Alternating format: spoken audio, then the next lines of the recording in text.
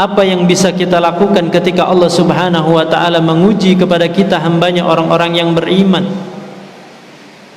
Ada satu contoh terbaik atau teladan terbaik kita dapatkan dari ungkapannya seorang yang hidup di masa generasi tabi'in yang bernama Qadhi Shuraih. Seorang tabi'in yang berasal dari Hadramaut.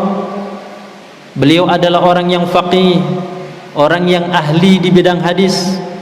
Beliau juga sekaligus sebagai hakim, maka sebutan beliau adalah Qadhi Shuraih. Beliau menjabat sebagai hakim di Kufah selama kurang lebih 60 tahun. Apa sikap beliau yang diajarkan kepada kita ketika ujian dan cobaan Allah Subhanahu wa ta'ala menimpa kepada kita? Beliau pernah mengatakan, inni la asabu bil musibah fa ahmadullaha 'alaiha arba'a marrat, ahmadu id lam yakun a'dhamu minha, wa ahmadu id razaqani Allah id razaqani as-sabr 'alaiha, wa ahmadu id wafaqani lil istirja'i lima arju minat thawab, wa ahmadu id lam yaj'alha fi dini. Ada 4 hal yang diungkapkan oleh Qadhi Shuraih tadi. Mudah-mudahan ini menjadi trik bagi kita yang bisa kita amalkan di dalam kehidupan kita ketika Allah Subhanahu wa ta'ala memberikan ujian kepada kita.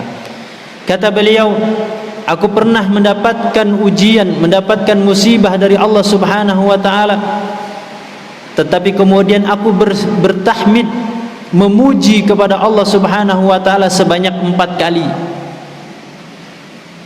Kenapa beliau memuji sampai 4 kali? Beliau sebutkan sebab pujian yang pertama, kata beliau, karena Allah Subhanahu wa ta'ala memberikan ujian dan musibah kepada beliau bukan yang paling berat, bukan yang terberat, bukan yang tersulit, atau bukan yang paling besar. Kaum muslimin dan muslimat yang dirahmati Allah Subhanahu wa ta'ala, kenapa Qadhi Shuraih mengatakan demikian? Ketika seseorang masih meyakini bahwa ujian dan musibah yang Allah berikan kepadanya masih ada yang jauh lebih besar, masih ada yang jauh lebih berat, masih ada yang jauh lebih sulit, maka ujian yang dia alami akan terasa ringan dan mudah. Kaum muslimin dan muslimat yang dirahmati Allah Subhanahu wa ta'ala, ini kalimat tahmid, ucapan alhamdulillah pertama yang diucapkan oleh Qadhi Shuraih ketika beliau mendapatkan ujian atau musibah dari Allah Subhanahu wa ta'ala. Lalu kemudian kalimat tahmid yang kedua yang keluar dari lisan Qadhi Shuraih ketika diuji oleh Allah, kata beliau, wa ahmadu id razaqani as-sabr 'alaiha. Saya tetap masih bertahmid, memuji, mengucapkan kalimat alhamdulillah kepada Allah sekalipun mendapatkan ujian dan musibah. Sebab ketika diuji saya masih diberikan rizki oleh Allah, mampu bersabar. Apa istimewanya ketika orang mampu bersabar diuji, mendapatkan musibah dari Allah Subhanahu wa ta'ala? Istimewanya, kata Allah Subhanahu wa ta'ala di dalam surat Al-Baqarah lanjutan dari ayat 155, Allah mengatakan di ujung, wa basyiris sabirin alladzina idza asabatuhum musibatun qalu inna lillahi wa inna ilaihi raji'un ulaika alaihim shalawatun mir rabbihim wa rahmah wa ulaika humul muhtadun. Orang yang bersabar maka dia akan ringan dan mudah mengeluarkan kalimat lanjutannya, yaitu istirja', mengucapkan kalimat inna lillahi wa inna ilaihi raji'un, kesadaran penuh tentang dirinya bahwa dirinya itu adalah hanya milik Allah Subhanahu wa ta'ala dan semata-mata akan kembali kepada Allah Subhanahu wa ta'ala. Maka Allah akan menjanjikan 3 hal kepadanya. Kata Allah Subhanahu wa ta'ala, ulaika alaihim salawat mir rabbihim wa rahmah wa ulaika humul muhtadun. Didoakan oleh malaikat, didoakan mendapatkan rahmat, dan didoakan mendapatkan petunjuk atau hidayah oleh Allah Subhanahu wa ta'ala. Bahkan di dalam ayat yang lain Allah memberikan janji bagi orang-orang yang bersabar. Kata Allah Subhanahu wa ta'ala, innama yuwaffas sabiruna ajrahum bighairi hisab. Hanya saja balasan bagi orang-orang yang mampu bersabar, itu balasannya kata Allah Subhanahu wa taala tidak akan terhingga, tidak akan terukur.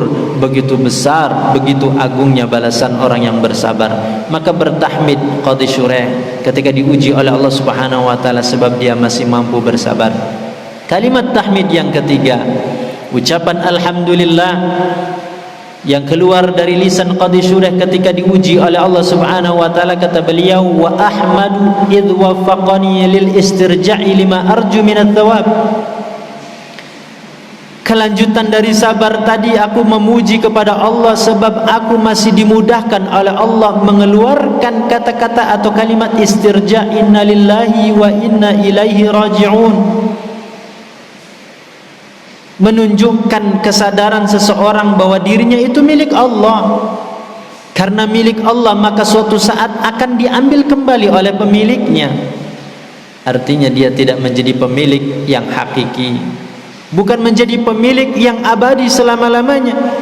Dia adalah titipan dari Allah. Jasad dan fisik kita ini adalah titipan dari Allah Subhanahu wa taala. Ketika titipan maka suatu saat akan diambil kembali oleh pemiliknya, yaitu Allah Subhanahu wa taala. Kaum muslimin dan muslimat yang dirahmati Allah Subhanahu wa taala, ini yang ketiga. Kemudian yang keempat, kalimat tahmid, ucapan alhamdulillah keluar dari lisan Qadhi Shuraih ketika beliau mendapatkan musibah atau ujian dari Allah Subhanahu wa taala. Sebab kata beliau, ujian yang Allah berikan ketika itu adalah ujian yang tidak berkaitan dengan agama.